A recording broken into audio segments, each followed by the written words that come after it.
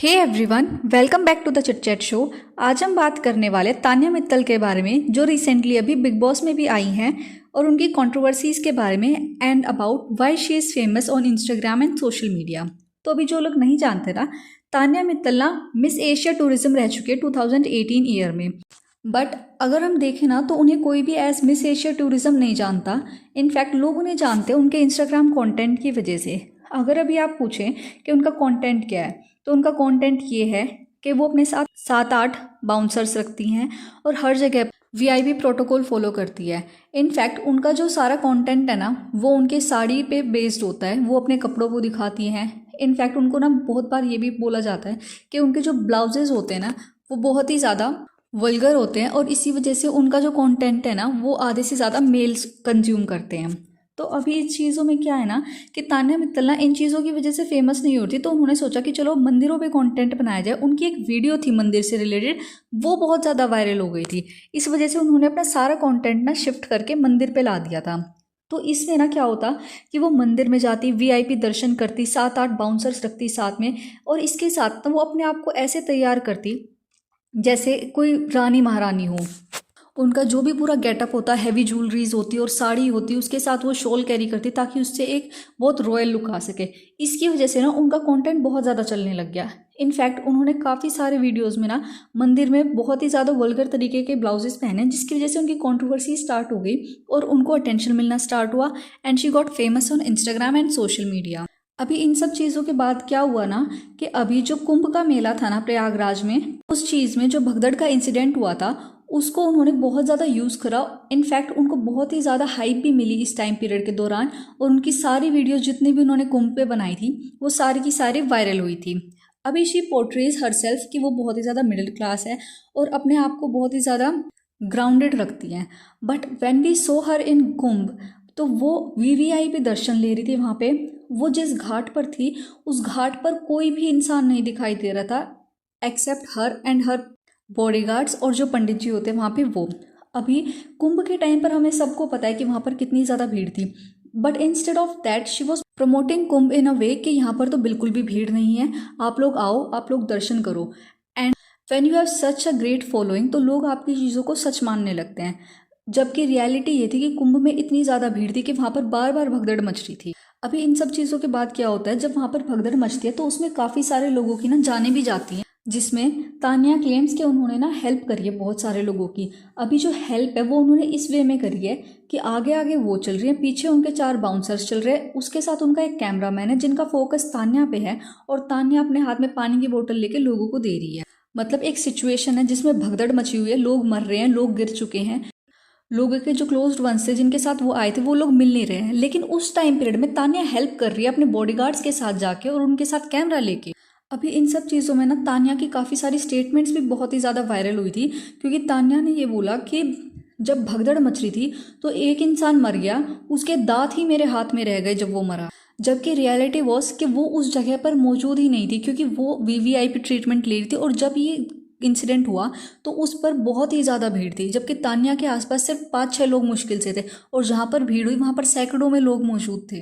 In fact इसके बाद ना कई जगह पर यह पता चला कि जो तान्या है उन्होंने अपनी इंस्टाग्राम बायो में अपने आप को ब्रांड एम्बेसडर क्लेम किया हुआ है टूरिज्म का, और ये बिल्कुल ही फेक न्यूज़ थी। इसके बाद क्या होता है, जैसे तान्या मित्तल का ये कंटेंट बहुत ज़्यादा वायरल हो रहा था तो यूपी टूरिज्म का जो पेज था ऑफिशियल ट्विटर हैंडल, उन्होंने उससे कमेंट करके ये इन्फॉर्मेशन दी कि तान्या के साथ हमारा कोई लिंक नहीं है, वो यूपी टूरिज्म की कोई ब्रांड एम्बेसडर नहीं है। इनफैक्ट काफ़ी टाइम पहले ना तान्या ने अपनी इंस्टाग्राम बायो में ये तक लिख रखा था कि वो एमपी टूरिज्म की ब्रांड एम्बेसडर है। एंड आफ्टर दिस इंसिडेंट जब यूपी गवर्नमेंट ने ट्वीट कर दिया था तो उन्होंने दोनों टैग्स हटा दिए, एमपी गवर्नमेंट का भी और यूपी गवर्नमेंट का भी। दैट मीन्स कि वो दोनों टाइटल्स को अपना फेक कर रही थी। तान्या को ना बार बार ये ब्लेम करा जाता है कि वो बहुत ही ज़्यादा फेक करती हैं चीज़ों को, और बार बार ना अपने आप को बहुत ही ज़्यादा ग्राउंडेड और डाउन टू अर्थ एंड अपने आप को बहुत हेल्पिंग नेचर प्रूव करने में लगी रहती है। अभी इन सब चीज़ों के बीच क्या हुआ कि तान्या को ना काफ़ी सारे पॉडकास्ट में ये कहते हुए देखा गया कि उन्होंने 320 चिल्ड्रन को ना अडॉप्ट कर रखा है उनकी स्टडीज़ के लिए, और उनका वो सारा खर्चा तान्या उठाती है अपनी तरफ से। इनफैक्ट उन्होंने एक लड़की की शादी भी कराई है। अभी let me tell you one thing, Tanya अपनी हर एक चीज़ को सोशल मीडिया पे पोस्ट करेगी। अगर वो किसी की हेल्प एक पानी की बोतल देकर भी कर रही है तो वो उसको भी सोशल मीडिया पे डालेगी। अभी कैन यू इमेजिन कि वो 320 लोगों की पढ़ाई को सारा देख रही है, अपनी तरफ से उस पर स्पेंड कर रही है और वो उस चीज़ को सोशल मीडिया पे नहीं डाल रही है। That is quite unbelievable. इसके बाद ना तान्या ये भी क्लेम करते कि उन्होंने एक लड़की की शादी भी कराई है। अभी लेट अस एज्यूम कि चलो मिनिमम खर्चा उन्होंने शादी में 10 लाख करा होगा एक लड़की की। डू यू थिंक तान्या ने हेल्प करी है 10 लाख की और वो उसे सोशल मीडिया पे नहीं दिखाएगी? Well I don't think so. इसके अलावा ना लोग बार बार ये भी बोलते हैं कि तान्या बहुत ही ज़्यादा ओवर ड्रेस्ड होती है। That is something I personally feel is true, क्योंकि तान्या ने ना एक वेडिंग थी जिसमें उन्हें जाना था और उसमें वो एज अ ब्राइड अपनी कॉस्ट्यूम कैरी करके पहुंच गई। जस्ट इमेजिन कि ब्राइड को कैसा लगा होगा। उन्होंने रेड कलर का लहंगा पहना था जिसके साथ उन्होंने प्रॉपर हैवी ज्वेलरी पहनी थी। In fact what I felt was very wrong, उन्होंने नथ तक कैरी करी थी। नथ इज समथिंग कि जो पूरी वेडिंग में आई बिलीव सिर्फ ब्राइड पहनती या फिर जो बिल्कुल क्लोज रिलेटिव्स होते हैं वो पहनते हैं। एंड तान्या जो उनका इतना ज़्यादा क्लोज कनेक्शन में था वो एज अ ब्राइड पहुंच गई वहाँ पे। अब इमेजिन उस ब्राइड की जितनी भी अटेंशन थी वो ऑलरेडी तान्या ने ले ली है, क्योंकि वो इतना ज़्यादा रॉयल लुक कैरी कर रही हैं। उनके साथ 7-8 बॉडीगार्ड घूम रहे हैं, लोग उनके साथ फोटो खिंचा रहे हैं। तो जो अटेंशन ब्राइड को मिलना चाहिए था ना वो कहीं ना कहीं दो जगह बट गया। In fact people pointed out it in the comment section as well. और ये चीज़ ना बार बार तान्या को बोली जाती है कि वो बहुत ही ज़्यादा ओवर ड्रेस्ड होती हैं और ओकेजन को नहीं देखती कि वो कहाँ पे जा रही हैं। जैसे उनकी काफ़ी सारी वीडियोज़ होती है जिसमें वो बैडमिंटन खेलने जा रही है लेकिन बैडमिंटन खेलने वो साड़ी पहन के पहुँच गई हैं।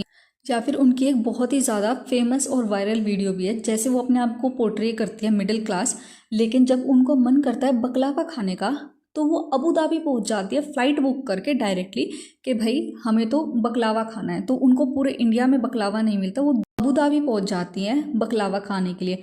अभी 1 घंटे बाद की फ्लाइट ले ले, बकलावा खा के आते हैं दुबई में, कल आ जाएंगे वापस। इनफैक्ट एक उनकी वीडियो और वायरल है जिसमें वो कहती हुई दिखाई देती कि मुझे तो बहुत ज़्यादा गर्मी लग रही है इंडिया में, मैं यहाँ नहीं रह सकती, मैं तो मलेशिया जा रही हूँ। और वो अपने क्रू के साथ पूरे मलेशिया चले जाते हैं क्योंकि उन्हें इंडिया में गर्मी लगती है। अभी इमेजिन एक ऐसा इंसान जो इतना ज़्यादा स्पेंड कर सकता है एक बकलावा खाने के लिए और उन्हें गर्मी लग रही तो वो मलेशिया घूमने जा सकता है, तो वो मिडिल क्लास कैसे हो सकता है? Do let me know your views on this video. Please like, comment, share and subscribe to my channel. Thank you.